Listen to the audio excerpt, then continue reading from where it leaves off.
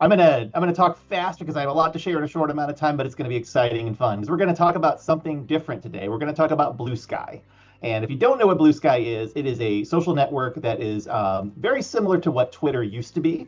And if you are one of those people like myself that has gotten chased off of Twitter, or X as it's now known, because of bots and harassment and bullying and all kinds of other crazy stuff that goes on there, you will love Blue Sky. And if you are not familiar with this type of social network, I think you're going to still find it really interesting. But let me caution first of all, I have two accounts on Blue Sky. I have one that I use for my hobby, which is video gaming, and I have one that I use for my professional life. And my professional life one, as we're going to see in a minute, is not very big. There's not a lot of people following it because that is not really what you want to use Blue Sky for. If you're going to use it like LinkedIn, it's probably not a good network.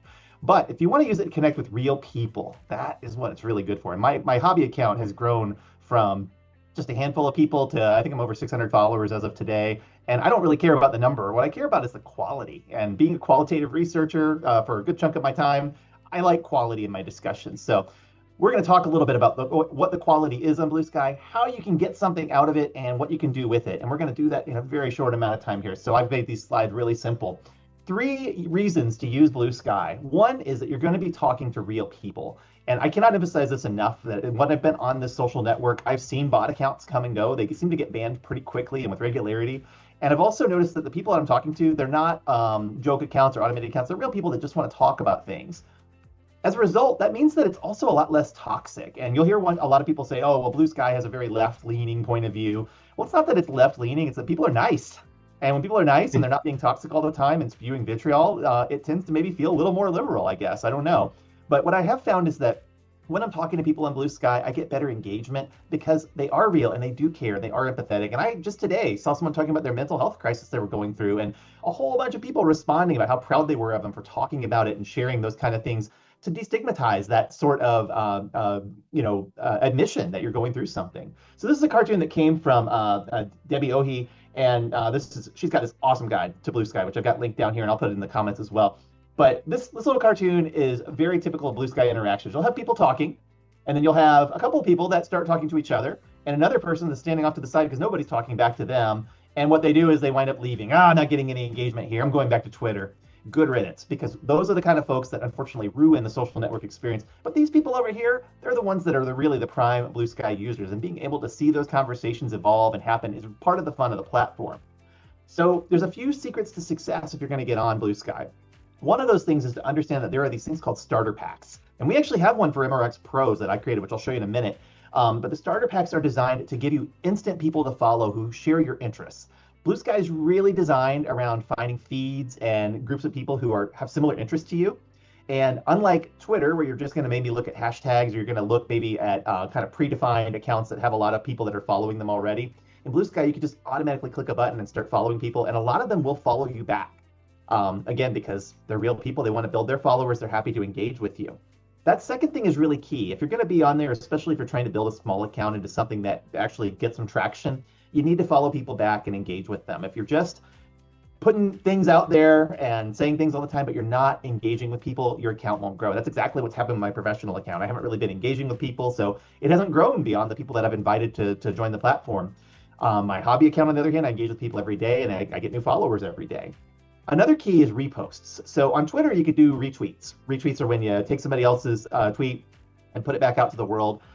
That's really important to do on Blue Sky as well, not just with other people's content, but also with your own. If you've said something that was really interesting or insightful, chances are good it didn't get seen because the way that the algorithm prioritizes things tends to be about more recency or about more trending topics. So if you repost something, it has a chance to live again. And the repost function is really, really helpful. So one of the keys to making sure that you get seen and that you get engagement with your own material is by making sure that it's out there when people are actually looking for it. This is one of the things that I really like about the platform because it makes things a lot more dynamic. You don't just have to kind of repeat yourself over and over. You can take the content that you've already put up and try to get some traction built on it. So I mentioned these starter packs. The starter packs are so cool. And this is our MRxPros one. And if you find me on Blue Sky, my details are down there. I will be happy to add you to the starter pack if you're part of the MRxPros community. And all I ask is that you please follow everybody on it as well so that we can continue to build that. We've got about, I think, 50 people on it right now, and we'd love to add more. So starter packs are, again, are really great because you have instant people you're following, and a lot of them will follow you back. So you can connect with our community on there really quickly and really easily.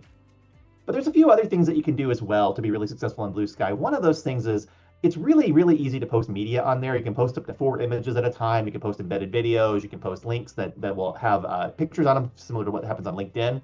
So if you're going to post images, and it's very popular to post images on there, make sure you use the alt text function to describe what's in those images. There's a lot of folks on Blue Sky who are neurodivergent or who maybe have some kind of different ability or things like that that need that alt text cue. And it also helps them if they want to see the source of something or they want to see more information about it to be able to know what it is. So it's very popular in Blue Sky to put alt text in images. Another thing is Blue Sky gives you the ability to control what you see. You can mute accounts. You can enable people not to be able to comment on your posts. You can block accounts if you need to. And you can also set muted words. So if there's certain words that you don't want to see show up in your feed, you can mute those words and they won't show up. That's really powerful because then it can help you filter down to the things that you do want to see. And particularly if you're an insights researcher looking for communities of people that you can engage, you can even target those words really specifically to look for them. There's also this cool phenomenon. This used to be on Twitter as well. They're called slow chats. And slow chats are when you have groups of people that are responding to things very slowly over time. One of the most common is called Promo Sky, and that's where people will put up details about themselves and the things they're interested in. So this person is interested in K-pop Demon Hunters, a movie that just came out, as well as many other things, video game related, cooking and things like that. That's one slow chat that's going on perpetually. Book Sky is another one. A lot of people post up book reviews or book recommendations on Book Sky, and you can see some really interesting stuff there. But this one, Edu in Focus, which is from educators, this was one where they were posting up questions and asking people to respond to them within an hour. And you could see this kind of slow, evolving conversation going on around these prompts. And you'll see these show up on Blue Sky all the time as well. So in that short amount of time, I hope I've gotten you excited about Blue Sky and all the things it can do. Certainly, it is better to engage people on than to go in and just try to data mine. But part of the fun, again, is you get to talk to real people. So hope to see you on there.